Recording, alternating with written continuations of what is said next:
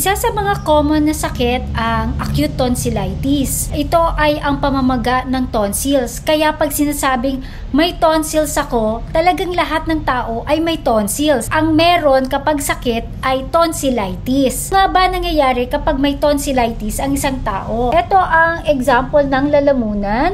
So, ang normal ay ganito. Ang tonsils ay nakalagay sa may likod ng nakikita nating parte. 'Di ba? May parang arko tayo sa loob ng bibig, sa lalamunan. So yung nasa likod, yun ang tonsils. So ano nangyayari pag tonsillitis? Ito naman ay namamaga at nagkakaroon pa ng nana. Sintomas na may tonsillitis. Masakit ang kanilang mga lalamunan, na paglulunok ay parang mayroong nakabara at nilalagnat. Sa mga bata, bigla na lang silang magkakaroon ng mataas na lagnat at pag sinilip ang kanilang mga lalamunan ay namamaga. Ito ay mapulang-mapula, minsan may nana pa. Kaya tinatawag namin acute tonsillopharyngitis with exudates o yung nanang. Kalimitan kasi sinasabi nila na kumain kasi ng matatamis o kaya ay sobrang maalat na mga pagkain, kumain ng ice cream, kaya nagkaroon ng tonsillitis. Ang mga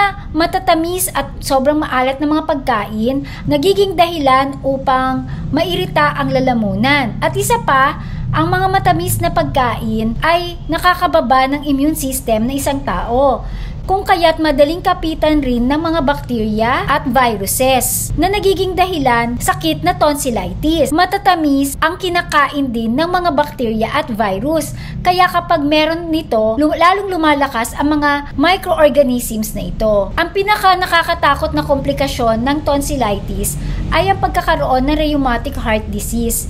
Ito ay isang klase ng sakit sa puso na dahil sa bakterya na galing sa lalamunan na pumupunta sa puso at sinisira ang valve ng puso. Ang rheumatic heart disease ay pwedeng mangyari kahit sa bata o matanda. Kung ikaw ay palaging nagkakaroon ng tonsillitis, mga 5 times o mahigit pa sa isang taon, ay maaaring magpa-evaluate ka na sa isang ENT or ears, nose, throat specialist. Kailangan kang maoperahan na ng tonsillectomy or tanggalin ang iyong tonsils. Dahil nga sa ito ay paulit-ulit na nangyayari, ay magkakaroon na ng mga komplikasyon. Paano ginagamot ang tonsillitis? Binibigyan namin ng antibiotiko kung ito ay bacterial infection. Pinagmumumog natin na maligamgam na tubig na may asin dahil merong antibacterial, antiviral effect ang salt solution. Pinapaiwas pa rin natin sa mga matatamis at sobrang maaalat na mga pagkain.